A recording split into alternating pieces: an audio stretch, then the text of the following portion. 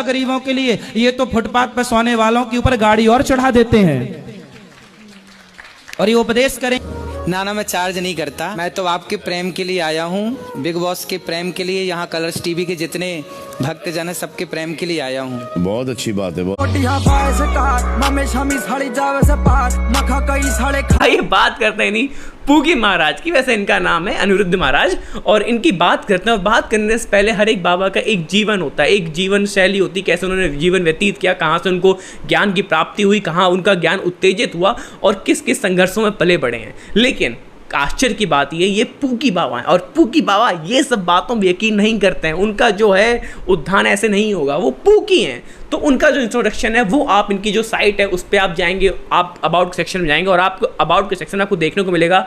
इनके about section में इतना ही है कि इनके माता पिता का नाम क्या है। बस एक बाबा बनने के लिए इंडिया में इतना ही चाहिए होता, और एक अच्छे बाबा बनने के लिए साइट है ना, मतलब अब साइट पे आगे डिजिटल है और क्या चाहिए, तो बस इतना ही मिलता है, ज़्यादा कुछ खास देखने को मिलता नहीं है। तो ज्ञान की जो मात्रा है वो इनकी बायो से आप समझ सकते हो कितनी है, और उसके बाद जो ज्ञान की मात्रा है बाकी की आपको उनकी वीडियोस देखने को मिल जाती है। जो उनकी वीडियोस हैं जो अगर आप एनालाइज करोगे तो उसमें ज्ञान की बातें होती नहीं है, तो लोग इनका इतना देखते क्यों हैं? उसका रीज़न है इनके ऊट पटांग जवाब। किसी को खराब लग सकता है कि मैं ऐसे शब्द वाला की यूज़ कर रहा हूँ, ऊट पटांग जवाब, लेकिन ये हकीकत है। मतलब ऊट पटांग भी एक काफ़ी अच्छा वक्त है, एक कह सकते हैं कि आप वाहियात, ये सही है, वाहियात जवाब। जैसे कि एक क्लिप से स्टार्ट करते हैं, क्योंकि आपको एक पता चले कि मैं क्यों बात कर रहा हूँ और क्यों उसका तथ्य क्या है, तो आपको ज़्यादा आप रिलेट कर पाओगे उस चीज़ से।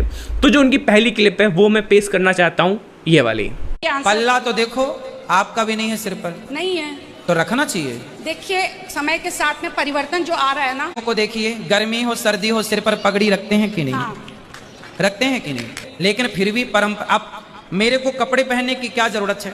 मैं कमर ही ढक लूं, अपना ऊपर का कुछ भी ना पहनूं। लेकिन देखो हमारे यहाँ मर्यादाएं भी हैं। तो इस वीडियो में आप देख सकते हो कि एक जो औरत है ये उसको प्रवचन दे रहे हैं कि तुमको जो है वो सिर पे पल्लू रखना चाहिए, तुमने सिर पे पल्लू रखा नहीं, ये वो है, और उसके बाद ये सिग्मा मेल बन जाते हैं।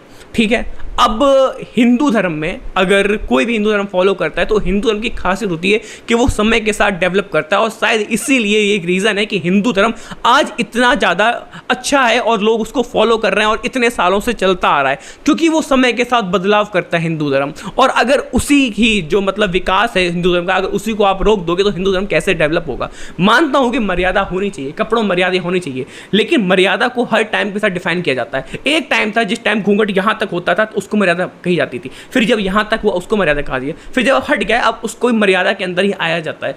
जो मर्यादा है वो समय के साथ बदलती है, और अगर जो समय के साथ मर्यादा को नहीं बदलता है उसकी डेफिनेशन वही रखता है कि जो हमारे इसमें दिया गया उसमें दिया गया है, तो वो एक डेवलपमेंट सोच नहीं है, और उस पर हमें अंकुश लगाना चाहिए। क्योंकि अगर ऐसे लोगों की फैन फॉलोइंग बढ़ जाएगी तो वो कुछ नहीं करेगी, बस समाज को और दूषित ही करेगी और उसको बैकवर्ड ही ले जाएगी। तो इस तरह से जो है ये बाबा जी का माइंडसेट है, जो अभी पता नहीं कहाँ पे सेट है, बट हाँ माइंडसेट तो है इनका। अब जहाँ सेट है वो बात की बात है। अब यहाँ तो आपको समझ में आ गया कि हिंदू धर्म जो है वो समय के साथ बदला है, चाहे वो सती प्रथा हो, चाहे वो घूंघट की प्रथा हो, चाहे वो कितनी भी रूढ़िवादी प्रथा हो, वो सारी की सारी हिंदू धर्म से हटी हैं। और यही एक हिंदू धर्म की अच्छाई है कि जो चाहे वो एक औरत हो, चाहे वो कोई भी जाति हो, हर किसी को अपलिफ्टमेंट की बात करता है, और आज हमको उसको प्रोत्साहित करना चाहिए। वहीं पे जो बाबा जी आते हैं, एक टाइम था जब जो बाबा थे, संत थे, वो इन चीज़ों को प्रैक्टिस कराते थे कि आपको इन सब चीज़ों से बाहर आना, ये सारी चीज़ें गलत हैं, तो वो एक बाबा थे। और आज ये बाबा आ रहे हैं जो खैर मतलब शब्द नहीं है इनके लिए। अब बात करते हैं इनकी दूसरी वीडियो के लिए। जो दूसरी वीडियो है वो सबसे ज़्यादा मतलब मुझे पर्सनली ख़राब लगती है, और इस वीडियो का ना सर होता है ना पैर होता है, और ये वीडियो है गोबर वाली। आप पहले वीडियो देखो, उसके बाद की बात करते हैं। लेकर क्या ख्याल है आप? ये तो गौ माता का गोबर है। अब पता नहीं आप जर्सी का ले आए कि भैंस का ले आए। अच्छा, अब ये भेद भी हो जाएगा? बिल्कुल भेद है। तो आप तो आपने कभी गाय के गोबर से अपने मुंह को धुला? नहीं।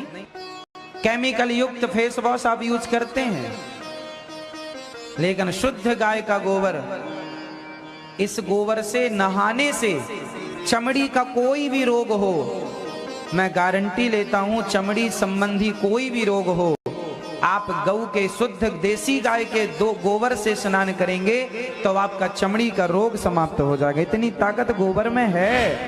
तो इसमें आपको समझ में आ गया होगा कि किस तरह से ये बाबा जी लगे पड़े हैं, गोबर को जस्टिफाई कर रहे हैं, क्योंकि गोबर से ये हो जाता है, गोबर से वो हो जाता है। और जब इनको लाइव टीवी शो में दिखाया जाता है कि बाबा जी ये गोबर देखो और ये गोबर सही है, आपको इस गोबर सही लगता है, उसके बाद वो कहते हैं मैं नहीं जानता इस गोबर के बारे में, क्या ये देसी गाय का है नहीं है।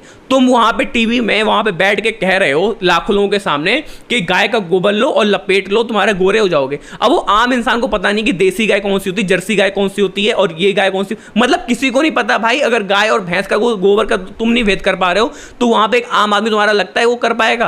और अगर कोई भी, मैं मानता हूं कि तुमको लगता है कि आज कोई प्रैक्टिस नहीं करेगा, ऐसा बिल्कुल भी नहीं है। आज भी जो गांव के लोग होते हैं वो ये चीज प्रैक्टिस करते हैं। उनको लगता है जो बाबा ने कह दिया वो पत्थर की लकीर है, क्योंकि उनके लिए आज भी जो संत है, महात्मा है, वो एक बहुत ही बड़े लोग होते हैं। उनको लगता है इनको बहुत ज्यादा ज्ञान, लेकिन उनको नहीं पता कि इनको ज्ञान व्यान कुछ नहीं है। बस उनको एक माइक मिल गया, एक कैमरा मिल गया और एक्शन हो रहा है और एक्शन में कुछ भी बोल रहे हैं। मतलब रोहित शेट्टी की जैसी मूवी होती है उसमें गाड़ियां उड़ती हैं, ऐसे इनकी जवान से शब्द उड़ रहे हैं जिसका कोई भी सेंस नहीं है। तो ये एकदम नॉनसेंस बातें करते हैं। एक मैं आपको बात बताता हूं, अगर उनको जब गोबर दिखाया गया उन्होंने खुद तो मना कर दिया, फिर उन्होंने कहा कोई बताओ भाई, कोई तुम्हारे पास प्रूफ होगा कि किसी को तुमने किया होगा गोबर क्लास, कोई गोरा हुआ, कुछ हुआ होगा, कुछ भी प्रूफ नहीं है। मतलब जो मन में आ रहा है बोलेंगे, क्योंकि बोलने से तो कुछ मनाही है नहीं। और बाद में अगर किसी ने कुछ नहीं हुआ तो बोल देंगे भाई मैंने तो बोला था, ये तूने कहा था कि हो ही जाएगा।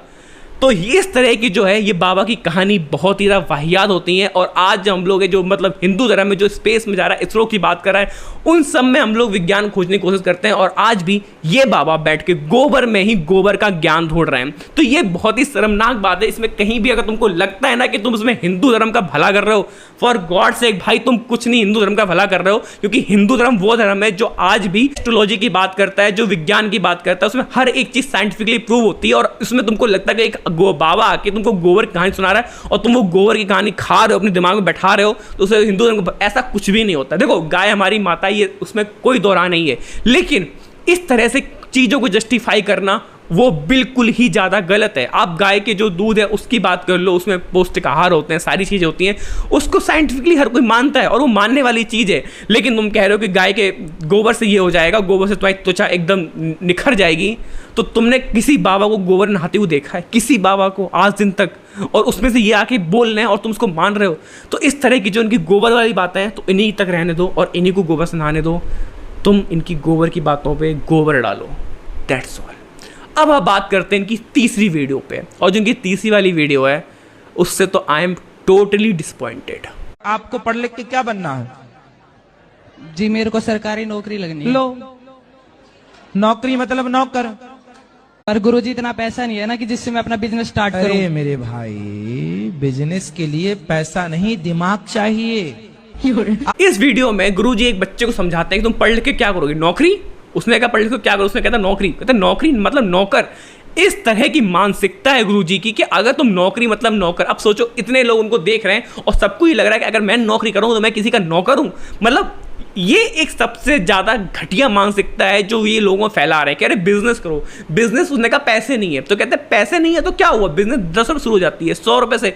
कौन से जमाने में गुरुजी जी रहे हैं कि भैया 10 रुपये में बिजनेस स्टार्ट हो जाती है। 10 रुपये ऑटो किराया भी नहीं है, आजकल ऑटो का जो मिनिमम किराया हो गया वो भी 20 रुपये हो गया और तुमको लगता है 10 रुपये में बिजनेस स्टार्ट हो जाएगी। तो ये जो गुरुजी की मानसिकता है ना, इससे किसी का भला नहीं होने वाला है। क्योंकि गुरुजी ने मानते हैं, गुरुजी ने अपना जो बिजनेस है वो सेट कर लिया है। 10-20 रुपये जो उनका खर्चा लगा होगा, जो भी इतना कर रहे हैं वो उन्होंने सेट कर लिया। लेकिन वो उन्होंने कैसे सेट किया वो किसी को नहीं पता। अगर वो मॉडल बताते तो आज मैं भी सेट कर लूँगा भाई, मेरे भी बहुत BMW वॉल्वो किसको नहीं पसंद है। ऑब्वियस सी बात है, जो आदमी का एक एम होता है कि एक अच्छी लाइफस्टाइल मेंटेन करे तो वो ऐसे ही मेंटेन करता है। उन्होंने कर ली बिजनेस जो भी की है, लेकिन हर कोई उसको अफोर्ड नहीं कर सकता। और एक मिडिल क्लास आदमी एक नौकरी की अहमियत को क्या जानता है वो हम और आपको अच्छी तरीके से पता है। एक सरकारी नौकरी के लिए भले ही जिसमें 10 सीटें निकलती है उसके लिए 5-5 फॉर्म भरे जाते हैं और उसके लिए आदमी मर मर के दिन रात मेहनत करता है कि उसको पता है कि अगर उसकी एक बार नौकरी लग जाएगी तो वो जीवन भर उसका सुधर जाएगा और आने वाली पीढ़ियां सुधर जाएंगी। तो उस सरकारी नौकरी की अहमियत को इन्होंने नौकर बना के छोड़ दिया। तो इस तरह के जो घटिया सोच के जो गुरुजी है ना, मतलब भले ही आपको हंसी आती हो, नो डाउट ये हंसने योग्य हैं और इनके कुछ मतलब भी नहीं है, लेकिन जिनको भी ये गुरुजी सीरियस लगते हैं ना, उनके लिए ये वीडियो बहुत ज़्यादा जरूरी है। और मैं चाहता हूं अगर आपको ये गुरुजी एक नंबर के चैड या सिग्मा लगते हैं ना, तो इस वीडियो को पूरा देखना, तो बहुत ही कुछ सुनने वाले हो भाई आज। और जब भी गुरुजी से कोई ऊट पटांग सवाल में फंस जाते हैं तो इसका इतना गंदा वाहियात आंसर देते हैं जिसकी आपने उम्मीद भी नहीं करी होगी। जैसे कि एक क्वेश्चन पूछा गया था, ये मान रहे हैं कि ये आदमी मेरा बाप है, क्या कन्फर्म किया आपने कभी? हो सकता है आपकी माँ झूठ बोल रही हो। और उसमें से वो कहते हैं कि हम मानते हैं कुछ, तो उसने कहा कि ये मानते हैं कि ये जो आदमी इनका बाप है, ठीक है, और कहते हैं हो सकता है इनकी माँ झूठ बोल रही हो। आप लाखों लोगों के सामने एक गुरु के, एक संत के पद पे बैठ के किसी को नाजायज औलाद का दर्जा तुम दे रहे हो, ये हक तुमको किसने दिया? अगर ये आज गुरुजी नहीं होते, एक आम आदमी होता और ये कोई ऐसे बोल देता कि तुम्हारी माँ झूठ बोल रही होगी, तो इनका क्या हाल होता है ये इनको भी नहीं पता होता। लेकिन आज वो उस ओहदे बैठे हुए हैं, संत के महात्मा पे, तो कुछ भी बोल रहे हैं। और किसी की संत की वाणी कहा जाता है कि प्रभु की वाणी होती है, जो बोल देता सच होता है। और इसको अगर तुम संत मानते हो और प्रभु की वाणी मानते हो, तो मुझे लगता है कि बहुत ही ज़्यादा एक मेंटल चेकअप की जरूरत है, क्योंकि आज ये संत बने नहीं और ये संत के नाम इतना ज़्यादा खराब कर रहे हैं जिसने शायद आज इतिहास से इतना नाम खराब नहीं किया हुआ। आसाराम बापू भले ही बहुत ज़्यादा मतलब उनके जो भी केस हुआ, लेकिन अगर आप उनके प्रवचन सुनोगे तो इस हद तक तो आज दिन तक कोई भी महाराज नहीं गया जिस हद तक पूकी महाराज गए हैं। अब जिनकी अगली वीडियो है उस पर ही बात कर ही लेते हैं।